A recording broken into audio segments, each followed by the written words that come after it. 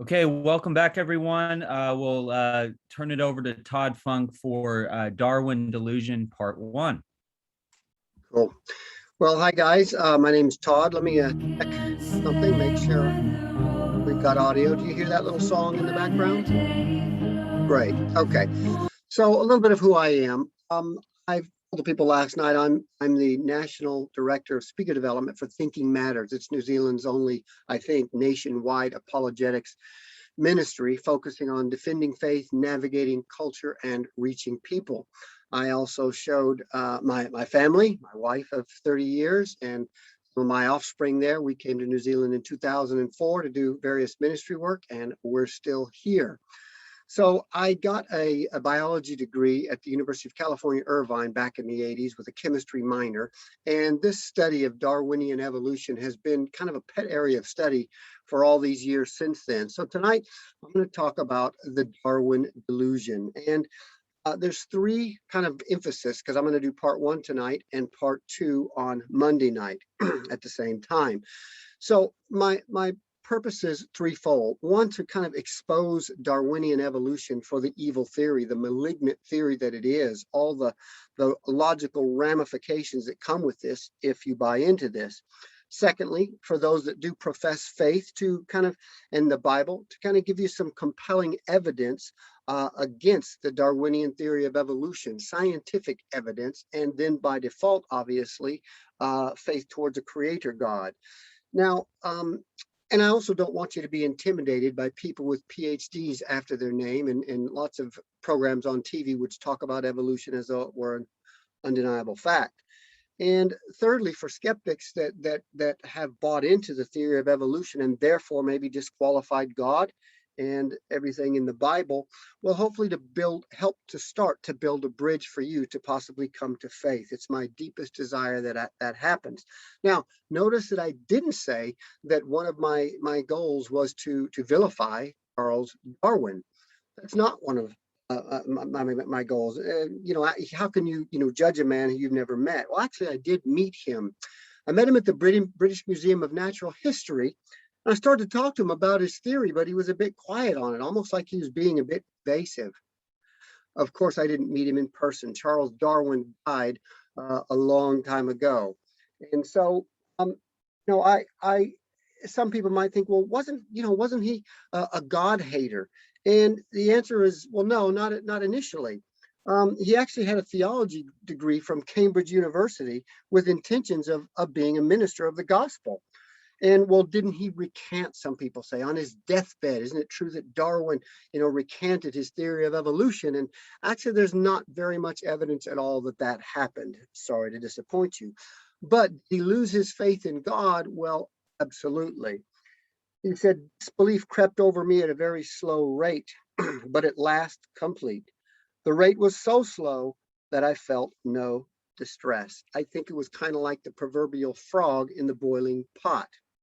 A lot of people today sadly give up their faith an inch at a time, one class, one lecture at a time without critically thinking about it.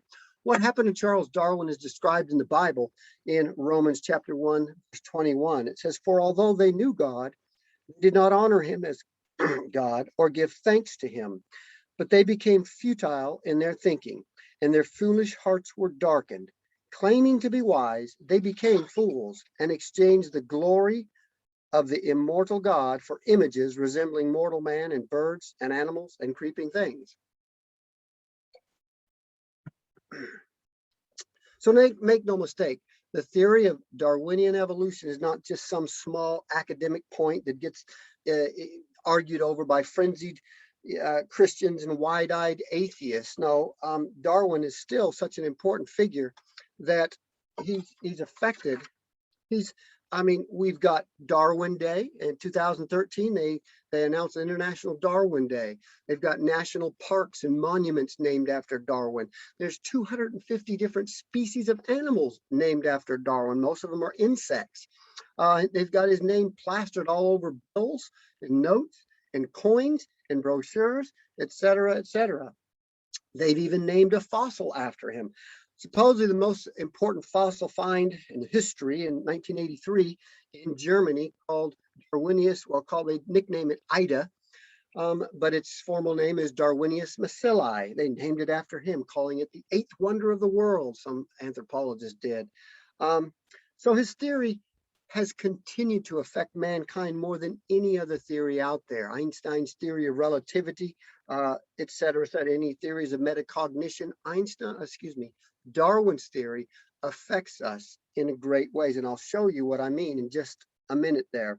So let's not, let me jump my head on myself. When people are taught the biological evolution occurred, Darwinian evolution occurred, they're rarely taught, especially at the high school level, they're rarely taught the ramifications that go with it, the philosophy that's got to go with this. Don't take my word for it. You'll hear from Dr. Will Provine, who is a historian of evolutionary biology, distinguished professor he was at Cornell University. I'll play a short clip from a movie and you can hear what he says the ramifications of Darwinian evolution are. Atheism. Dr. Will Provine, professor of the history of biology at Cornell University, gave us another disturbing glimpse into where Darwinism can lead. Oh, I was a Christian, but I never heard anything about evolution because it was illegal to teach it in Tennessee. Dr. Provine's first biology professor changed all that. He started talking about evolution as if it had no design in it whatsoever. And I immediately began to doubt the existence of a deity. But it starts by giving up an active deity. Then it gives up the hope that there's any life after death. When you give those two up, the rest of it follows fairly easily. You give up the hope that there's an imminent morality. And finally, there's no human free will. If you believe in evolution, you can't hope for there being any free will. There's no hope whatsoever of there being any deep meaning in human life. We live, we die, and we're gone. So there we have it, right out of the horse's mouth, that there's no life after death. There's no morality. It's just what we make of it. There's no free will, and there's no meaning to life other than, what you make out of it. And so far beyond these glib kind of theoretical conclusions drawn out by Will Provine, evolutionary theory has empowered some of the history of the planet's worst racism and worst genocide. Now, recall, if you don't know, evolution is all about the survival of the fittest. It's nature taking things supposedly from very simple to very complex. Nature ruthlessly culling off anything that's less fit, any organism or species that's less fit, it gets culled, it gets killed off. It's all about purging and purifying the gene pool. Now, if one really believes and is consistent with this thinking, then it's just a small natural step to ask yourself and to extrapolate, well, how should this play out in society? If evolution has been our champion, our God, if you will, how should we treat one another? How should this play out in society? Now, you'll notice that in Charles Darwin's book, The Origin of Species, by means of natural selection, look at the subtitle, The Preservation of Favored Races in the Struggle for Life. That's favored races, favored individuals, favored classes. I've got water. Thanks, my love. My wife's handing me water. I tend to go a bit dry. Favored political regimes, and favored nations even. So evolution says that nature has always culled off organisms that have feeble minds, right, and feeble bodies. So the Bible admonishes, on the other hand, to bear with feeble-minded, bear with and to care for those. The culling off of misfits didn't start in humanity by killing. It started off with a practice called eugenics. Eugenics is the practice of reproductively isolating unfit individuals. In other words, sterilizing them or otherwise making them unable to reproduce. Darwin's cousin, Francis Galton, he was the founder of the eugenics movement in Britain. He actually coined the term. Darwin's son, Leonard, he became the president of Eugenics Educational Society in Britain. In the United States, a man named Madison Grant He was the co-founder of the eugenics movement in the United States. He says this: laws of nature requires the obliteration of the unfit. And he goes on, human life is valuable only when it's of use to community or race. This is very opposed to what the Bible says, that men are intrinsically, we were born with value. In the womb, we have intrinsic value because we're made in the image of God. In the United States in the 1930s and 40s, 70,000 people were sterilized, unfit. Those that were seen as unfit were sterilized until the practice was stopped. The unfit were the intellectually challenged, the autistic, alcoholics, chronic criminals, the blind, the homeless. They were all targets of sexual isolation and sterilization. Now, this practice of eugenics spread to Germany. Hitler called Madison Grant's book, The Passing of the Great Race, his Bible is what he said. But before Hitler, there was another man that was influenced by Darwin and Grant. His name was Friedrich Nietzsche. You got it, the guy that said God is dead. He was strongly influenced by the theory of evolution. He called Darwin one of the three greatest men of the century. Now, Nietzsche advanced the idea of the Superman, or the Oberman, he called it, a master race, and that they would create their own morality as the master race. Many believe that it was Nietzsche who spawned or influenced, rather that it was the primary influence in the formation of the Nazi Party and the Third Reich in Germany. Adolf Hitler, he was largely influenced by the theory of evolution. He read Ernest Haeckel's work for sure, and possibly Darwin. Ernest Haeckel was an ardent supporter of Darwinism and even posted some pictures of embryonic development, which later proved to be completely fraudulent. And like Darwin, Hitler actually had religious faith. He started with religious faith. He was a Catholic attending a Benedictine monastery, and his mother wanted him to become a Catholic priest.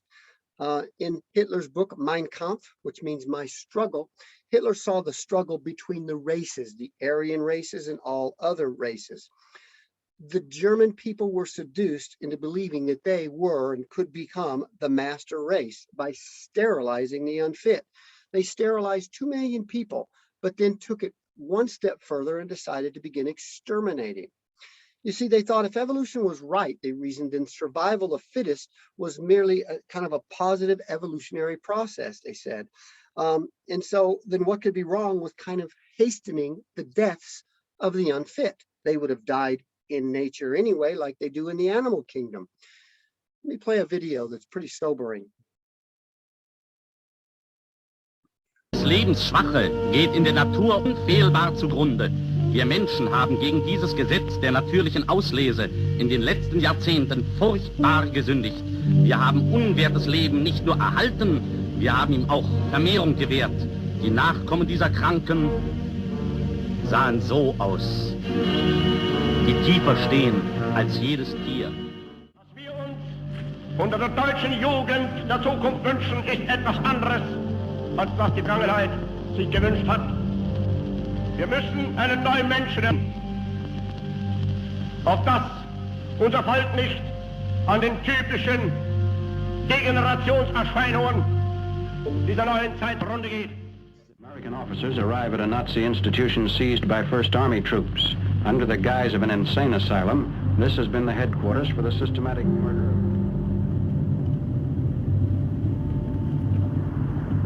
So what is this place?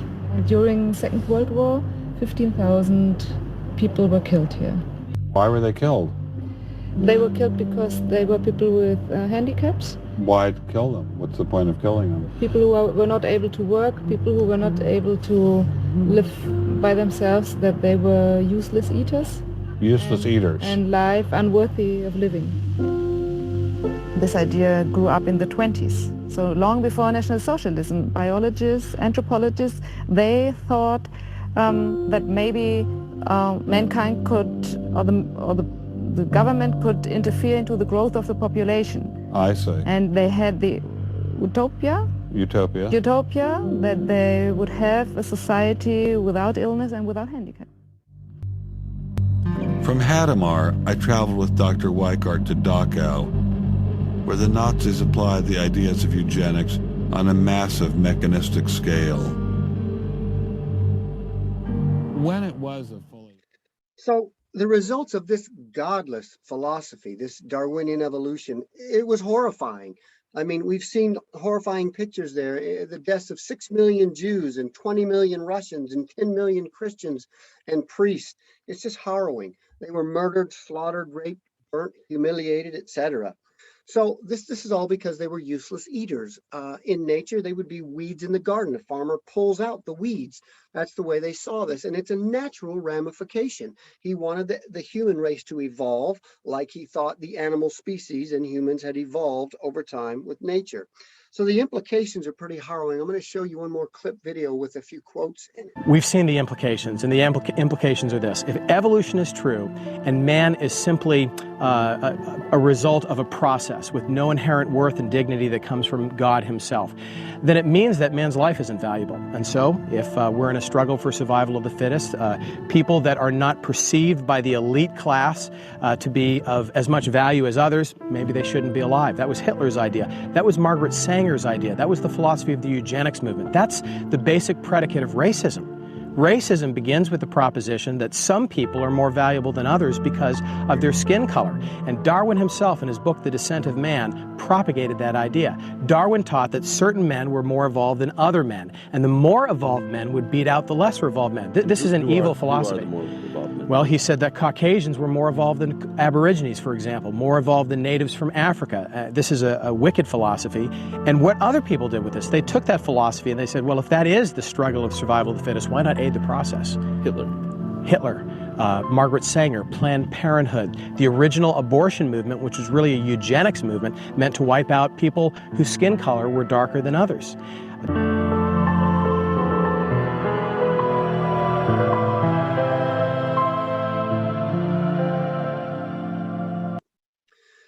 So there they were, a few key quotes. Darwin said at some future period, not very distant, measured by centuries. Well, gosh, how prophetic he was. The Holocaust was only about 70 years after he died.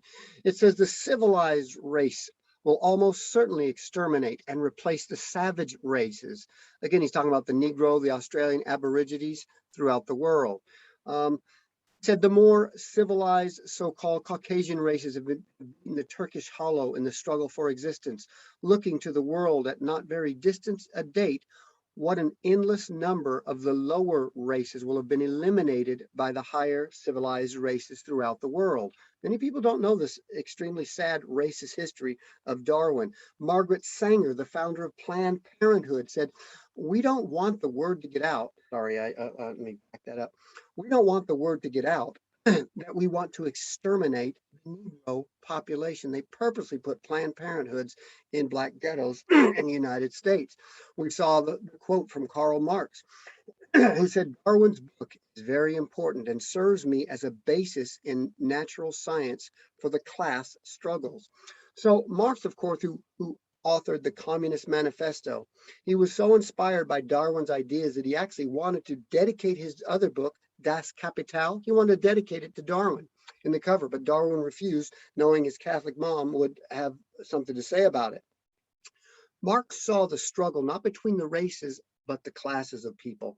His writings, his Marx's ideologies, they spawned Russian communism and two of its most notorious henchmen, Leon Trotsky, used the communist Red Army to murder the enemies of the government and torture Christians. There he was. And so he said this, he said, Darwin's ideas intoxicated me. Darwin stood for me like a mighty doorkeeper at the entrance of the temple of the universe. And he couldn't understand, he rightly couldn't understand how Darwin's belief in God could be in the same head as belief in Darwin's ideas. And I kind of tend to agree with him. Joseph Stalin, regarded along with Mao as history's worst mass murderer. He also started out as a theology student, but became an atheist after reading Darwin. With God out of his way, he began to embrace the Darwinian ideas, and Stalin had no restriction of conscience or morality at that point. During the late 1930s, Stalin launched what's called the Great Purge, also known as the Great Terror, which was a campaign to purge the Communist Party of people accused of treachery. He murdered the Bolsheviks and deported millions of ethnic minorities there. 20 million people were murdered. I've been to the Ukraine and seen the horrors, the leftover horrors of what's gone on there. So Darwin's influence spread to the East. There's Emperor Mao. When the communists, when they took over China in 1949, they began executing Christians at the rate of about 15,000 a month. Mao Zedong ordered the extermination of about 60 million people, conservatively speaking. Now, ideas have consequences. If Darwin's ideas would have just stayed in a book, no problem. But when people began to put them into practice, that's when people began to die. It's incredible. It's talked about in scripture.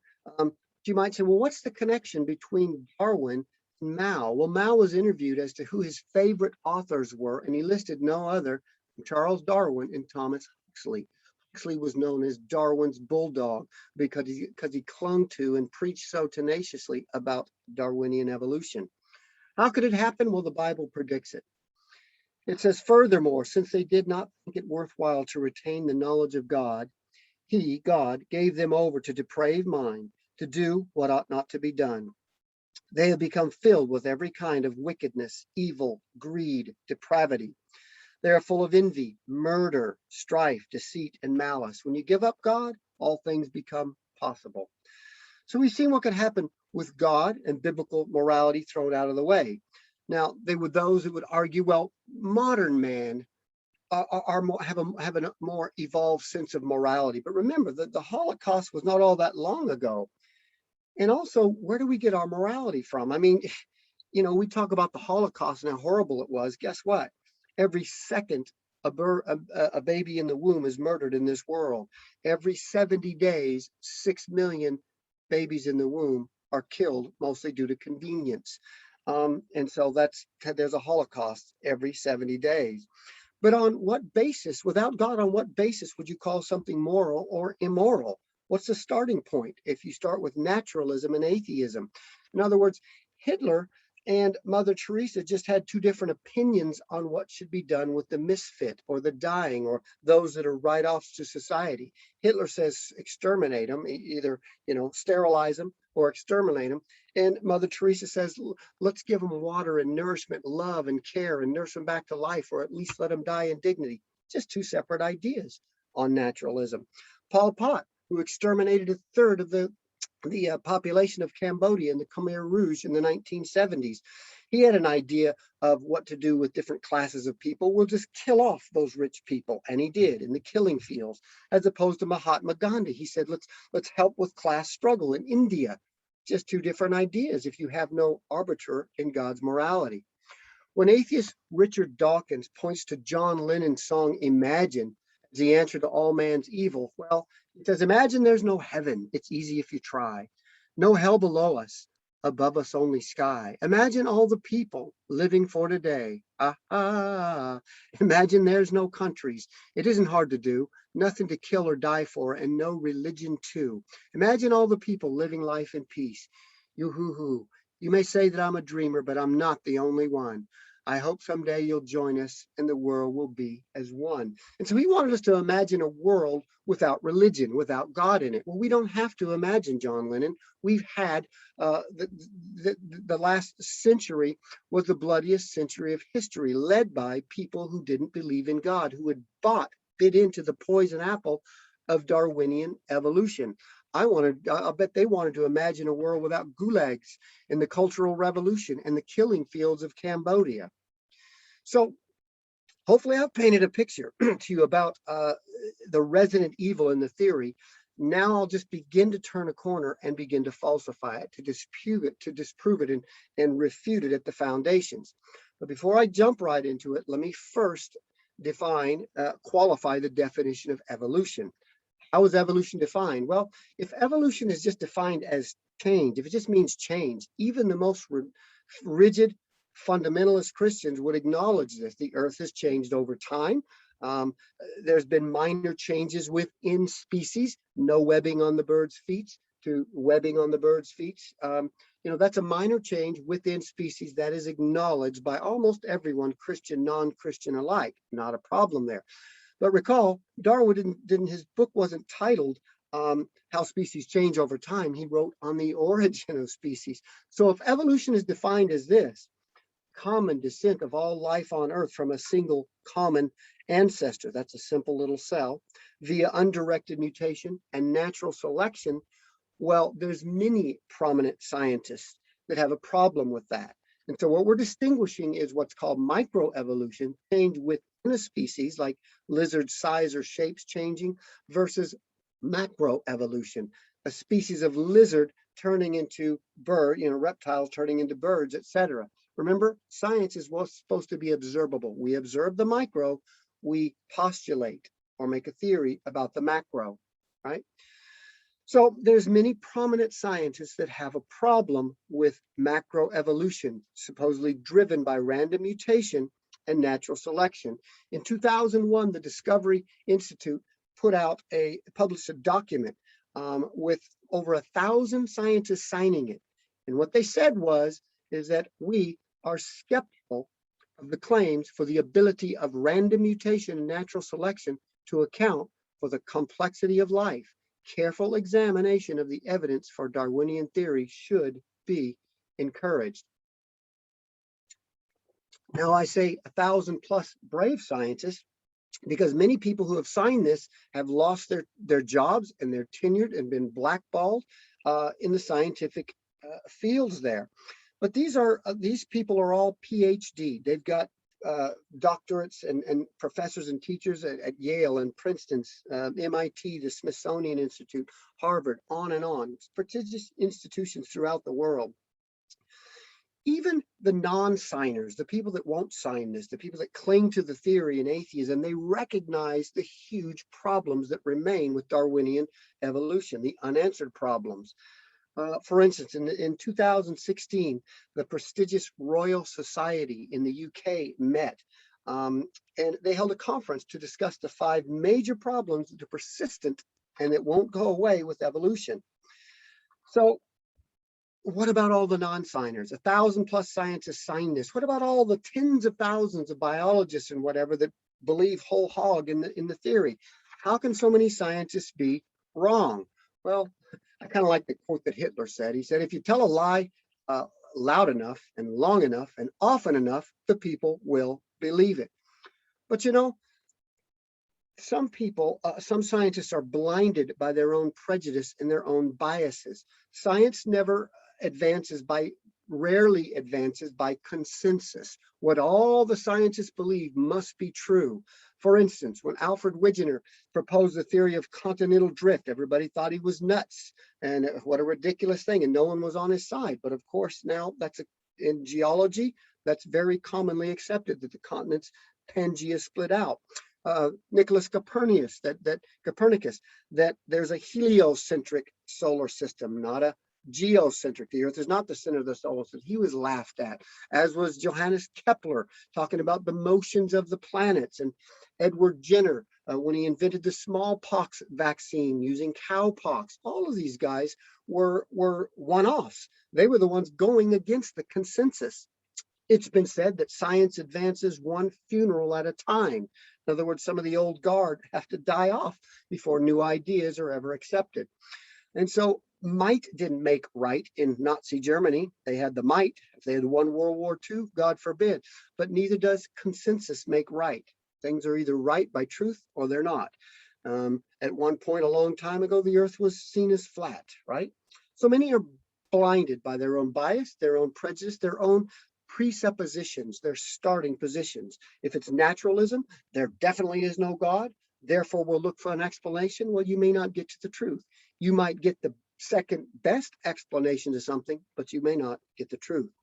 So Darwin, in his day, he worked with a very limited knowledge in paleontology, geology, biochemistry, genetics, and especially microbiology. What tools did they have? Well, A guy named Robert Hooke invented the microscope. He could magnify something as 200 years before Darwin. He could magnify something 30 times. A bit later, 1773, Anton van Leeuwenhoek, he improves on the microscope. They can now, this is about 100 years before Darwin. That's the best they had at his time. And they could look at something at 300 magnification. And cells, they looked at cells and they were just like little teeny blobs. That's all they look like. Even today, you go to college and university, in a light microscope, you might be able to see something at about 500 magnification, but cells still look like just little blobs of jelly. Now, today, and so out of that came the simple cell myth based on, Leeuwenhoek's magnifications and 500 magnifications. They thought, well, cells are just a simple little blob of jelly. By the way, cells are the most basic form of life. You can't get anything living that's simpler than a cell. And so the myth of the simple single cell came up, that they were simple, just a little blob of jelly with a few little things they need, and you've got life that reproduces and does whatever life does. But we should know better now. Here we are, 1965, the scanning electron and teaming electron microscopes are invented. You can magnify things up to 250,000 times and sometimes up to 1 million times magnifying teaming electron microscopes. This is 100 years after Darwin. What we can see today that they couldn't dream of back then is exemplified by the short video I'll play.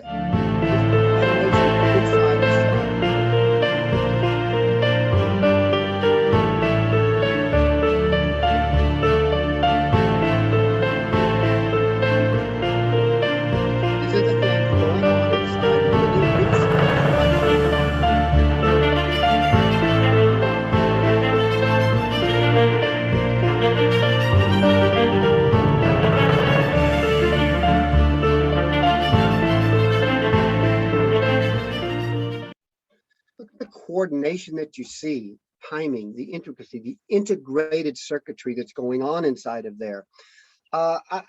If Darwin had been able to see what we can animate today, I think he would have taken his Origin of Species and tossed it in the fire, thinking there's just no way this is going to happen. When I was at the University of California, Irvine, I was a bit backslidden at the time. I was living selfishly, doing my own thing, but I was being fed Darwinian evolution hugely in my classes, but I was taking little bites, even though I wasn't serving the Lord at the time.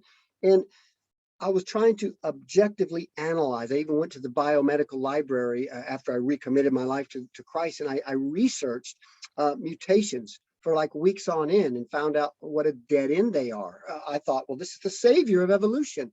But it was actually what I knew about biology that kind of led me back towards Christ.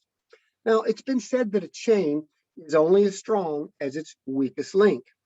I believe the very weakest link that's found is the mathematics necessary to support evolution. Specifically, probabilities. They're empirical science. When 2 plus 2 is going to be 4. It's non-debatable. It's hard. It's indisputable. This is unlike, say, behavioral psychology. Why do people act the way they do? There's all kinds of theories and opinions. But mathematics and some of physics are empirical. Evolutionists like to claim that they deal in empirical data. Richard Dawkins, he claims that the theory of evolution is as firmly established as the theory of gravity. You drop something and it's going to drop. He says evolution is that much proven out. Well, let's do a little bit of real-time empirical statistical analysis. We'll start with a very simple and familiar analogy with some Scrabble videos, and we'll go from there. As an illustration, consider the difficulty of forming just one line of Shakespeare's play Hamlet by dropping Scrabble letters randomly onto a tabletop. Only one of 26 possible letters will work correctly at each of the 30 sites in the phrase. The probability of successfully assembling Shakespeare's classic line by pure chance is determined by computing 1 over 26 to the 30th power. The result is a staggering 1 chance in 2,810 trillion octillion. So what he's saying then, just to get one sentence composed of just 30 letters correctly sequenced by random chance, just dropping an endless number of Scrabble pieces, there's one chance in 2.8 times 10 to the 40 seconds. You get this just by simple math. There's 26 letters in the alphabet, but the first one has to be a T, as in to be or not to be. That's the question. The second letter has got to be an O, et cetera, et cetera. You do your simple math out, multiplying 1 times 26 by 30 times, and you get that number. So there's one chance in 2,800 trillion octillion to get a 30-letter sentence together. Now, statistically speaking, anything with less than a 1 chance into the 50th considered impossible. This is almost impossible then. There's 2.8 times 10 to the 42nd, one chance in 2.8 times 10 to the 42nd. One chance in 10 to the 50th is statistically an impossibility. Now, let's translate this then into the empirical statistical analysis of the inner workings of a cell, specifically the supposed random chance formation of proteins.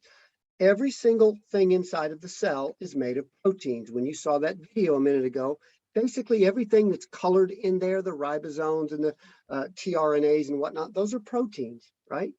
Most cells have about 600 different proteins in them.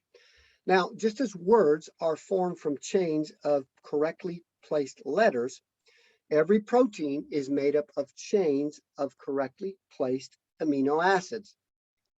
Now, I'll play a quick video just so you'll see. There are at least 30,000 distinct types of proteins, each made of a different combination of the same 20 amino acids. They are arranged, like letters, to form chains, often hundreds of units long.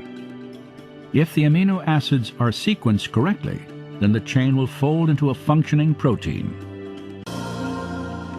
This arrangement is critical, for if the amino acids are incorrectly sequenced, a useless chain forms, and instead of folding into a protein, it will be destroyed in the cell. Okay, so it's almost a direct translation, the math there, except that there's 26 letters in the English alphabet. There's only 20 different types of amino acids. When your body forms these proteins, it takes anywhere from a few seconds to about a minute. It's fascinatingly done, but the same math applies. Now, excuse me. However, the odds are much, much worse for forming a protein than forming a small sentence or even a long sentence. Really, here's why. We're not just trying to get 30 sequence letters in a row. The very smallest protein, it's called cytochrome C. It has not 30 amino acids, it has 100 amino acids. And so the same math applies. If the first one has to be phenylalanine, then there's one chance in 20. If the second one has to be leucine, 1 times 1 chance in 20. Then maybe serine and cysteine and alanine and methionine, on it goes. And so you do that math out, 1 over 20, and you do that to the 100th time, and you get one chance in 1.26 times 10 to the 130th power. Remember, anything with one chance in 10 to the 50 is impossible. Now, the scientific notation might get you. One chance in 10 to the 100th is not twice as small as one chance in 10 to the 50th. These are magnitudes. It's going from a $10 bill to $100 to $1,000 to 10,000 every time you add a number on that exponent up there. So this is not just kind of impossible. This is absurdly, obscenely impossible. I think someone would need to be deluded to think that. And exact specificity is required. You could make a sentence with misspells on probably every other word, and we would get what you mean and be able to know what you're talking about. Not so with proteins. For instance, you've heard of sickle cell anemia. These people, they have a hemoglobin molecule. It's a protein. It's made out of 287 amino acids. You know how many of those are wrong in sickle cell anemia people? Just one. A valine is substituted for a glutamic acid. Cystic fibrosis, color blindness, they're caused by single point amino acid replacements or switches. To get one protein of 100 amino acids, and that's a small one, to get just one to do it, you'd have the same odds of winning New Zealand's lottery, which is a 1 chance in 38 million. You'd have to win that lottery every week for the next 18 weeks in a row, 17 weeks in a row, rather. And you know, even if you could form just one protein by chance, what have you got? You've got just one. The average cell has 600. Scientists have estimated, what if we made the most budget cell? I mean, just the smallest possible number of proteins. What could we weed it down to maybe? They said possibly 300 different proteins. You'd have to hit that lottery 18 weeks in a row, 17 weeks in a row, times 300. And you know, my heroes are heroes of faith, are the people that can still believe this and not bat an eye and say evolution is just, you know, proven, we've got it. Now, probably in the back of some people's mind, they're thinking, well, gee, recall that time, you don't understand how much time we've had to do this. Given enough time, the impossible becomes possible. George Wald said, he says, given enough time, impossible becomes possible. The possible becomes probable. The probable becomes certain. Time performs the miracle. Yeah, it is a miracle for sure. That's what you need. But you know, here's the deal. And I'll get a bit of drink. If you had 100 trillion machines, and the job of those machines was to string up chains of 100 amino acids long, every second, every one of those 100 trillion machines was making a string of 100. We're trying to get a cytochrome C. Wrong sequence, wrong sequence, wrong sequence, wrong sequence. And this machine was doing this for 4.5 billion years, the supposed age of the Earth, not biology, just Earth.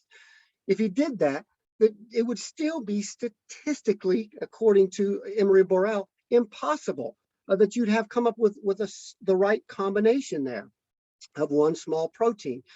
You'd still be a magnitude of 100 off. The chances are 1 chance in 1.4 times 10 to the 31st.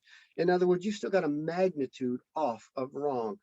And what kind of annoys me really is, despite the empirical data put forth by brilliant mathematicians, by Nobel Prize winners, people like Frederick Hoyle and Herbert Yaki and Emil Borel, and they put these insurpassable barriers. The theory of evolution, many prominent evolutionists, they dogmatically defend it, like Dawkins, because he's got a doctorate after his name, and because he sounds so authoritative. And of course, that British accent helps. Here it is. Evolution is a fact. It's a fact which is established as securely as essentially any other fact that we have in science. Richard Dawkins is so confident that evolution is a fact, and that therefore God doesn't exist, that he has devoted his entire life to spreading the evolution gospel.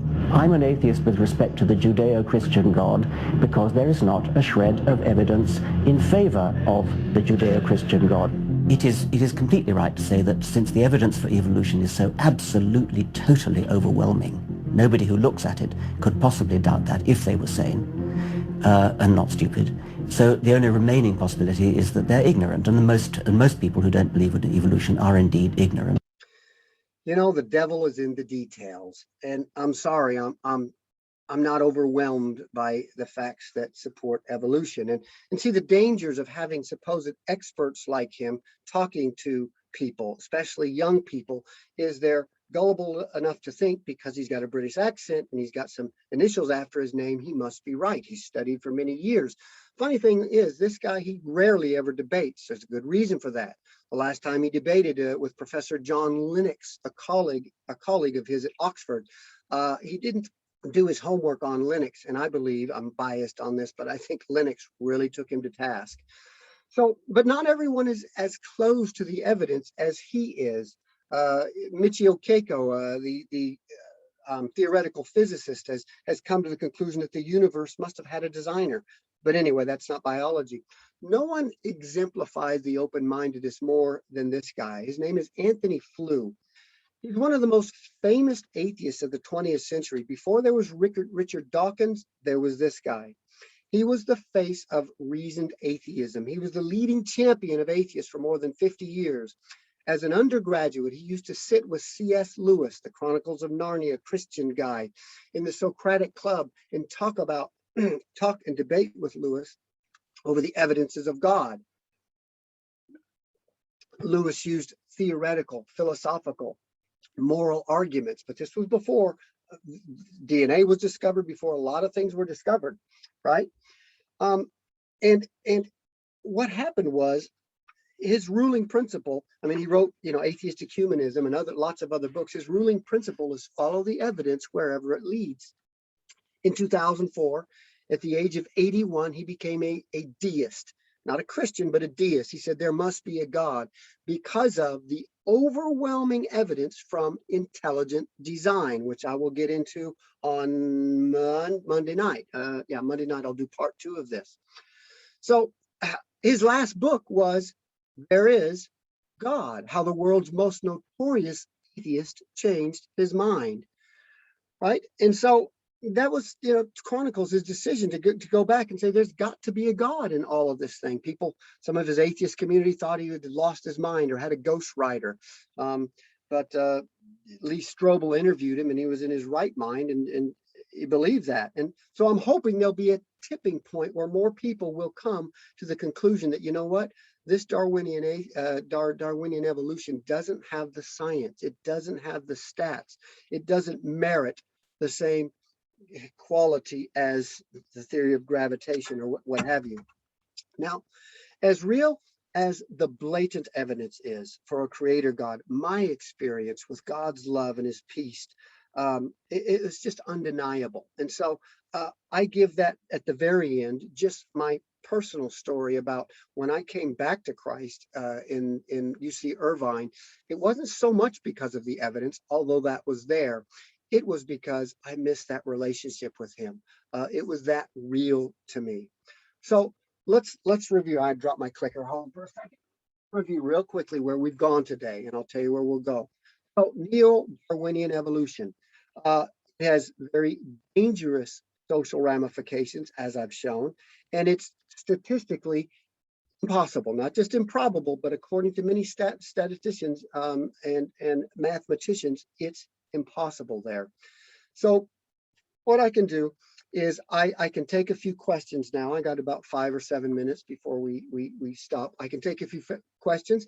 If they're going to be answered on Monday night, I'll defer to then. But anybody got questions out there online, we'll take them. Todd, thank you. Wow. What you said on the mathematical probability is just overwhelming and incredible. Yeah. And some people, they'll try and say, well, some of the amino acids are flexible. They are. And even if you cut those numbers in half, you'd still have a huge impossibility there, a huge impossibility to just get one protein. We've got one question here. How do you answer a person who believes in a divine start to evolution? Yeah, well, it's kind of an oxymoron. Evolution is supposedly a blind, unguided process. That is by its own definition. Okay, so how do you have a guiding hand behind an unguided process? You see what I mean? It kind of almost doesn't make sense. That's your theistic evolutionists there. They would say, well, God drove evolution. He would have to have been driving that with miracles the whole way to get it to happen. I will show some more problems with it tomorrow and things that point, on Monday, that point towards a creator. But that's kind of in my opinion, it's just an oxymoronic statement. Could God possibly guide an unguided process? No. Like Stephen Kumar said, it's a category error. Could God, make a square circle? Does he know what the color green smells like? It doesn't make sense. Nathan asks, isn't there a lot of evidence for human evolution and relations with groups like Neanderthals or apes? What are we supposed to think about that? Yeah, I will talk about the fossil record a bit, but if I forget to get directly to this, there's lots of evidence out there of other hominoids. Now, whether they are related by ancestry and descent is another thing. Data is one thing, but there's always an interpretation of the data, and I'll get to a little bit of that tomorrow, I hope. If not, bring it back up, Nathan. Thanks. What are your thoughts about, theistic evolution, and especially the ideas of Francis Collins? You've sort of already dealt with that, but I did. His the language of God. He writes the language of God. He is part of the BioLogos organization, which are just that, theistic evolutionists. I don't hold that at all. I think there's theological problems with that. And I know that there is scientific problems without God's hand in the back the whole way. For instance, he would have to superimpose himself on the making of these proteins all the way along the way. And therefore, it's pretty much creationism rather than anything that is guided by random mutations and natural selection. Wow, we're getting lots of questions. What do you think about, or can you talk about devolution? De-evolution, I'm sure is what it's saying. Devolving. Yeah, things that are devolving. Well, there's evidence of things degrading and de-evolving, and of course that's evidence against the theory of evolution. It's not a problem that since the fall of mankind, that the earth and mankind and our genetic code is being corrupted and we're losing things. That's not the problem. It's how are we gaining things without any divine intervention? I think, and I hope I answered that. If not, rephrase it. We'll come in again. Okay.